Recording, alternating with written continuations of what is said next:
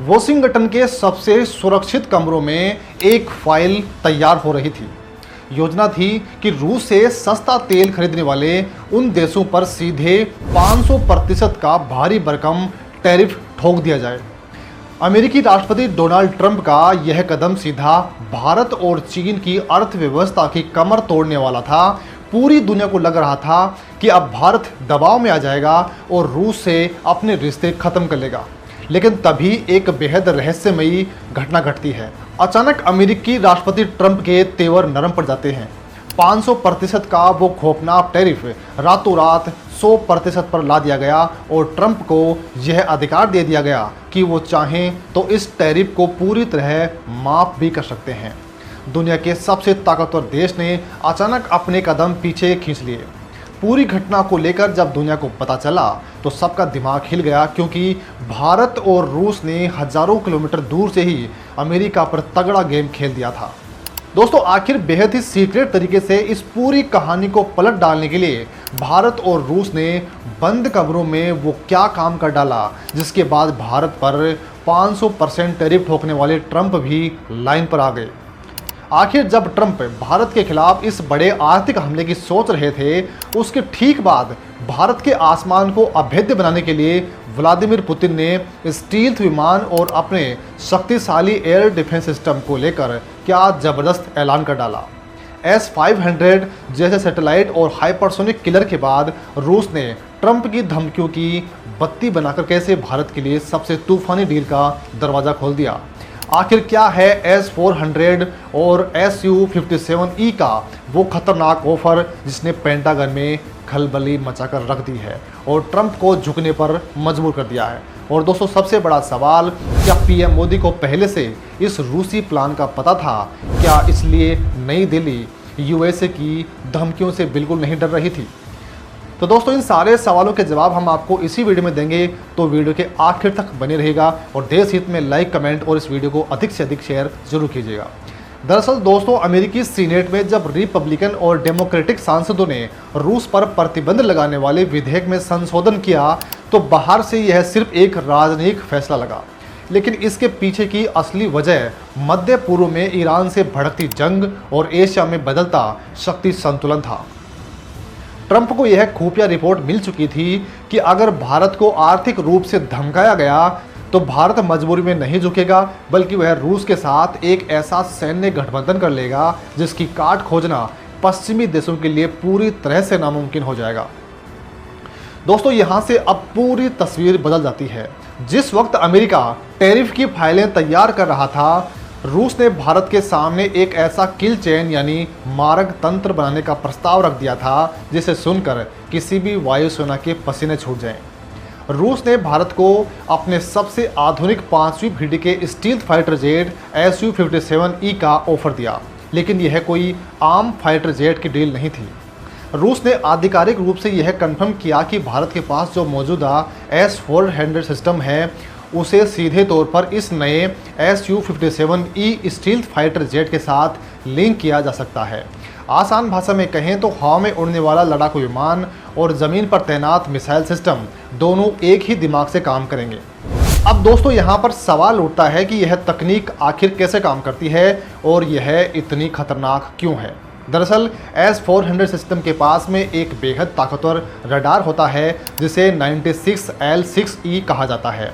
यह सी band radar 350 kilometre दूर हवा में उड़ने वाले किसी भी फाइटर जेट, क्रूज मिसाइल या छिपे हुए टारगेट को आसानी से देख सकता है।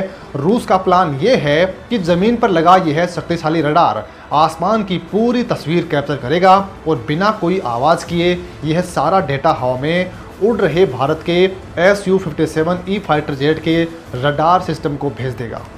अब दोस्तों, जब कोई भी लड़ाकू विमान हवा में अपना रडार ऑन करता है तो दुश्मन को तुरंत पता चल जाता है कि उसे कोई देख रहा है। रडार ऑन करना अंधेरे में टॉर्च जलाने जैसा है, जिसे आप जो चीज़ें देख सकते हैं वो देख सकते हैं, लेकिन दुश्मन को भी आपकी लोकेशन पता चल जाती है। इस नई रूसी तकनीक से Su-57E फाइटर जेट को अपना रडार ऑन करने की ज़रूरत ही नहीं पड़ेगी। वह हवा में बिल्कुल शांत और अदर से रहेगा। उसे सारे टारगेट्स की जानकारी नीचे ज़मीन पर लगे S-400 से मिलती रहेगी।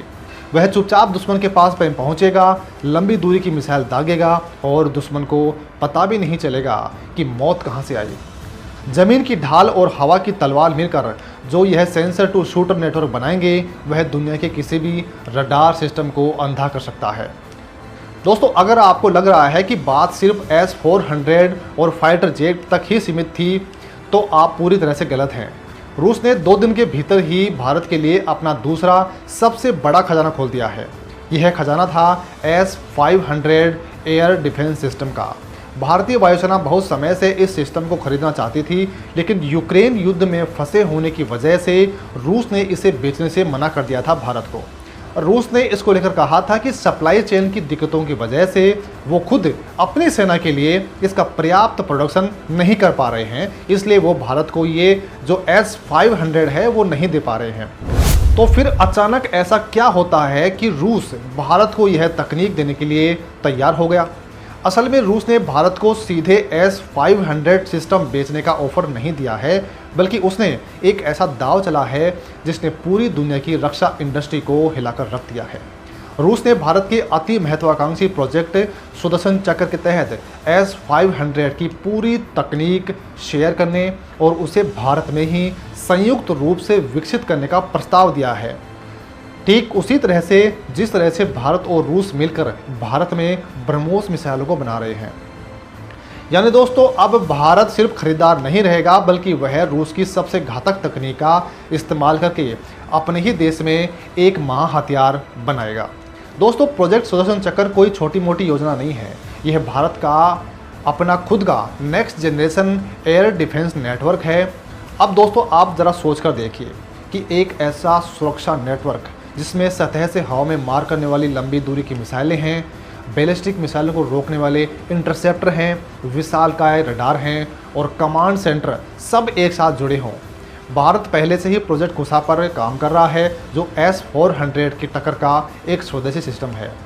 इसके अलावा भारत ने अपनी बैलिस्टिक मिसाइल डिफेंस यानी कि जो BMD शील्ड का पहला चरण तैनात कर दिया है और दूसरे और तीसरे चरण पर तेज़ी के साथ में काम कर रहा है, ताकि अंतरिक्ष की ऊंचाई से गिरने वाली दुश्मन की मिसाइलों को आसानी से भारत रोक सके। अब दोस्तों, आप ज़रा कल्पना करिए, भारत के स्वदेशी प्रोजेक्ट कुसा, मौजूदा S-400 और नई BMD शील्ड में अगर रूस की S-500 तकनीक को जोड़ दिया जाए तो क्या होगा। S-500 कोई आम डिफेंस नेटवर्क नहीं है। यह इंटरमीडिएट रेंज की बैलिस्टिक मिसाइलों को तो मारता ही है, साथ ही यह सैकड़ों किलोमीटर दूर उड़ने वाले दुश्मन के स्टील्थ विमानों और यहाँ तक कि आवाज़ से कई गुना तेज चलने वाले हाइपरसोनिक हथियारों को भी हवा में राख कर सकता है।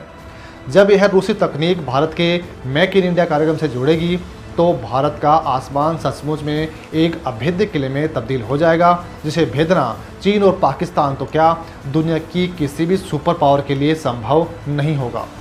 दोस्तों, ये पूरी बिसात थी जिसकी भनक अमेरिकी खुफिया एजेंसियों को लग चुकी थी। अमेरिका यह समझ चुका था कि भारत के पास में हथियारों का अपना एक बहुत बड़ा स्वदेशी रोड मैप है। अगर ट्रंप ने तेल खरीद को लेकर 500% का टैरिफ लगाकर भारत को आर्थिक नुकसान पहुंचाने की कोशिश की, तो भारत और रूस का यह सैन्य सहयोग सिर्फ हथियारों की खरीद तक सीमित नहीं रहेगा, बल्कि दोनों देश मिलकर ऐसी नई तकनीक बना लेंगे जो सीधे तौर पर अमेरिकी हथियारों के बाजार और उसकी वैश्विक ताकत को चुनौती देगी।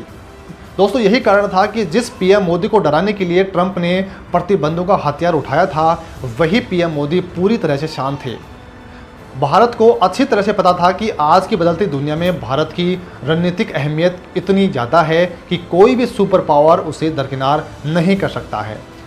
अमेरिका की मजबूरी ये है कि उसे एशिया में चीन को रोकने के लिए भारत की सख्त ज़रूरत है, और रूस की मजबूरी ये है कि उसे अपनी रक्षा उद्योग को जिंदा रखना और जो पश्चिमी प्रतिबंध हैं उनसे बचने के लिए भारत की ज़रूरत है।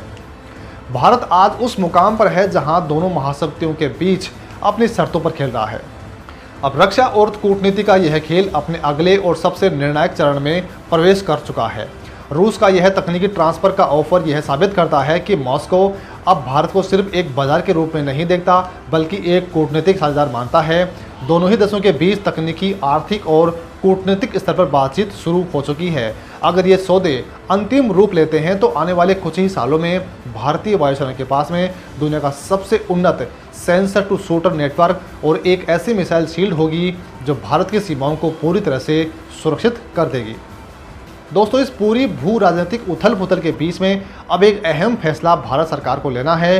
क्या भारत को रूस के इस S-500 तकनीक ऑफर को तुरंत स्वीकार कर लेना चाहिए या फिर किसी विदेशी तकनीक पर निर्भर हुए बिना अपने स्वदेशी प्रोजेक्ट सुदर्शन चक्र और प्रोजेक्ट कुशा पर ही पूरा भरोसा करना चाहिए, भले ही उसमें कुछ और साल का समय लग जाए।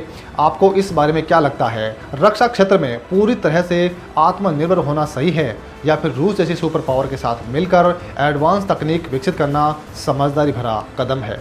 इसको लेकर आपकी क्या कुछ राय है? कमेंट में लिखकर हमें जरूर बताइएगा। बहुत बहुत धन्यवाद।